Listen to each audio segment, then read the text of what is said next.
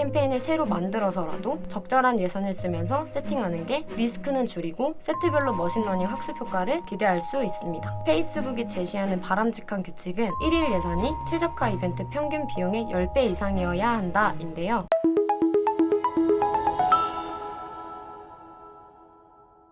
안녕하세요. 자나깨나 광고생각 마케터 박민선입니다. 오늘은 머신러닝 충족 조건과 제한된 머신러닝 푸는 노하우에 대해 알려드릴 텐데요. 강의 시작에 앞서 지난 강의에 대해 잠시 짚어보면 페이스북 광고에서 자주 사용하는 주요 캠페인별 목표와 소비자 구매 행동 퍼널에 따른 마케팅 전략, 그리고 머신러닝 기초 이론에 대한 내용이었습니다. 첫 번째로 다양한 캠페인별 목표가 있고 그 중에 가장 많이 사용되는 도달, 트래픽, 참여, 잠재 고객 확보, 전환, 카탈로그 판매 캠페인에 대해 말씀드렸습니다. 오늘은 핵심만 정리한 내용이므로 디테일한 부분은 지난 강의를 참고해주세요. 두 번째로 소비자 구매 행동 퍼널에 따른 마케팅 전략에 대해 말씀드렸었는데요. 여기서 가장 중요한 것이 우리 업체의 컨디션을 파악해서 단계에 맞는 캠페인 세팅을 진행해야 한다는 것이었습니다. 세 번째로 머신러닝 기초 이론이었죠. 머신러닝의 개념과 단계에 대해 간단히 설명드렸었는데요. 오늘 강의는 머신러닝에 대한 내용들이기에 지난 강의를 보고 오신 후 이어 들으시는 것을 추천합니다. 오늘 강의의 목차입니다. 첫 번째, 머신러닝에 영향을 받는 크고 작은 요인들. 두 번째, 페이스북에서 제공하는 머신러닝에 관한 권장사항. 세 번째, 저희 머신러닝 꿀팁 및 필수 체크 항목. 네 번째, 최적화 및 머신러닝 단계에 관한 Q&A. 총 4가지로 분류하여 핵심 포인트만 짚어갈 테니 끝까지 시청해주세요. 페이스북 광고를 집행하다 보면 이 문구를 보고 처음엔 당황하셨을 겁니다. 제한된 머신러닝이라는 말은 뭔가 잘못되었거나 제대로 광고가 되고 있지 않다는 느낌을 주죠. 그래서 제한된 머신러닝에 관한 내용이 클라이언트의 단골 질문이었습니다. 지금까지 여러분은 해당 문구를 보셨을 때 어떤 행동을 많이 취하셨나요? 제가 들은 답변들은 세트를 수정했다거나 캠페인을 다시 생성했다거나 입찰 전략을 변경해봤다 정도가 있었는데요. 사실 이 행동들은 머신러닝의 최적화를 방해하고 초기화시키는 원인이 되었을 수도 있습니다. 머신러닝 진행 중 제한된 머신러닝 3가지 단계에서 초기화 및 시스템 최적화를 지연시키는 큰 요인에 대해서 말씀드리겠습니다. 첫 번째, 광고 세트에서 타겟팅에 대한 모든 부분을 변경할 시. 두 번째, 광고에서 소재, 즉 크리에이티브에 대한 모든 변경 시. 세 번째, 광고 세트에서 최적화 이벤트에 대한 모든 변경할 시.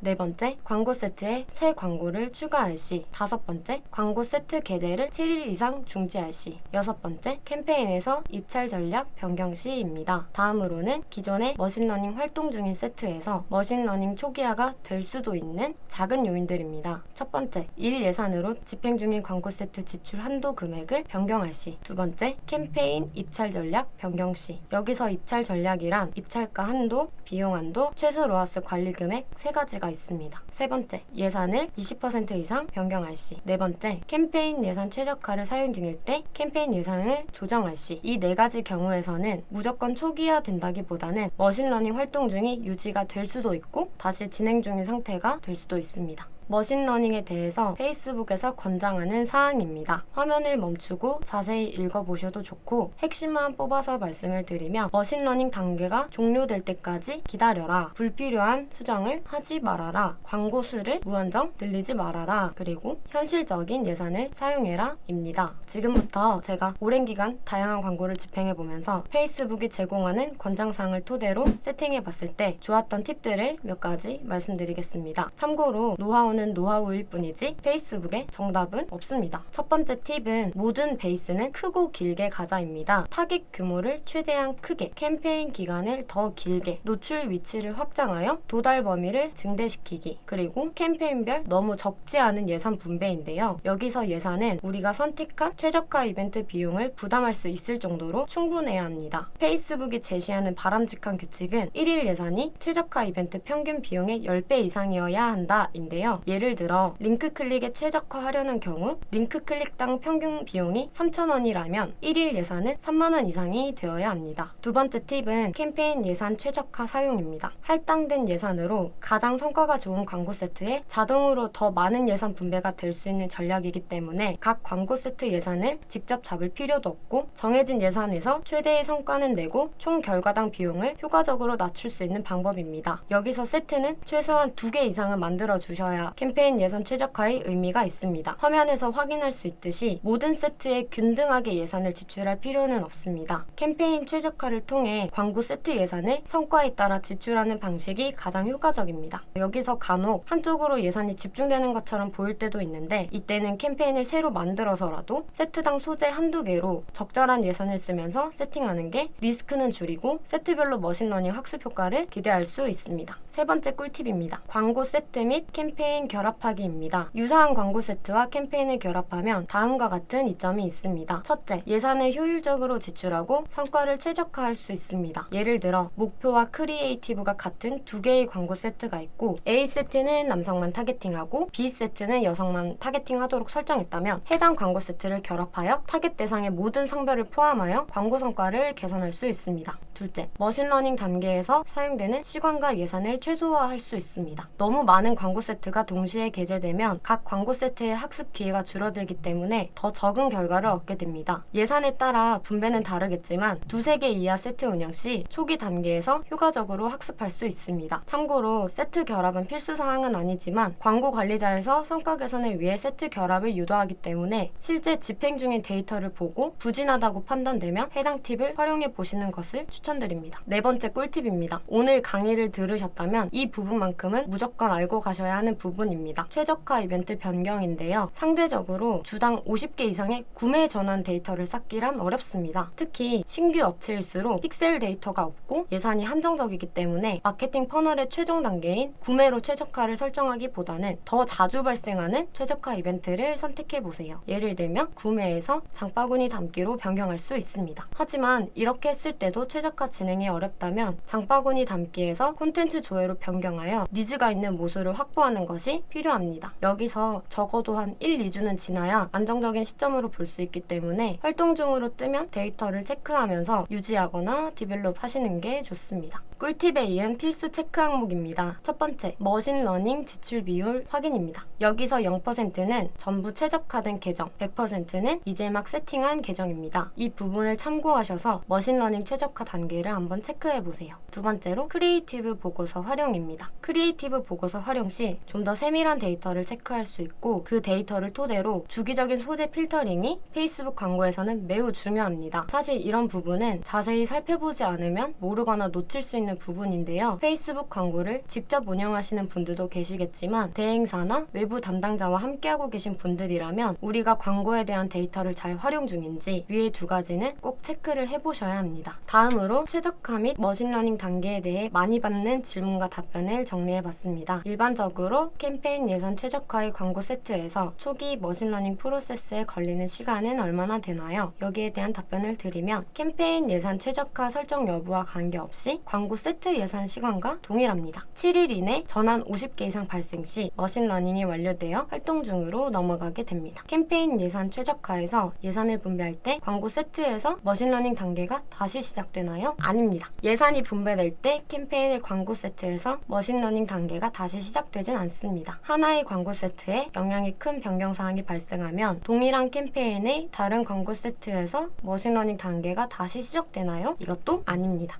변경사항이 광고 세트 수준에서 발생한 경우 동일한 캠페인의 다른 광고 세트에서 머신러닝 단계가 다시 시작되진 않습니다. 캠페인에 새로운 광고 세트를 추가하면 나머지 광고 세트에서 머신러닝 단계가 다시 시작되나요? 아닙니다. 캠페인 예산 최적화를 통해 캠페인의 광고 세트를 추가하더라도 동일한 캠페인의 다른 광고 세트에서 머신러닝 단계가 다시 시작되진 않습니다. 제한된 머신러닝인 광고 세트가 최근 영향이 큰 변경 이후에도 최적화가 된다면 활성 중으로 변경될 가능성이 있나요? 맞습니다. 후에 최적화 이벤트 50개를 받으면 제한된 머신러닝에서 활성 중으로 전환됩니다. 여기까지 잘 따라오셨나요? 끝으로 모두가 바라는 최적화에 대해서 한번 말씀드리고 싶습니다. 최적화는 내가 원하는 행동을 할 만한 사람에게 광고를 노출하는 것이며 이것이 퍼포먼스 마케터의 궁극적인 역할이라고 생각합니다. 그리고 데이터를 뽑아내기 위해서는 클라이언트의 역할도 매우 중요하다고 생각합니다. 오늘 강의는 이것으로 마칩니다. SNS 마케팅 진행 중에 어려움이 있으시다면 AMPM 글로벌 사이트나 제 내선 번호 혹은 카카오톡으로 문의 주세요. 오늘도 시청해주셔서 감사합니다.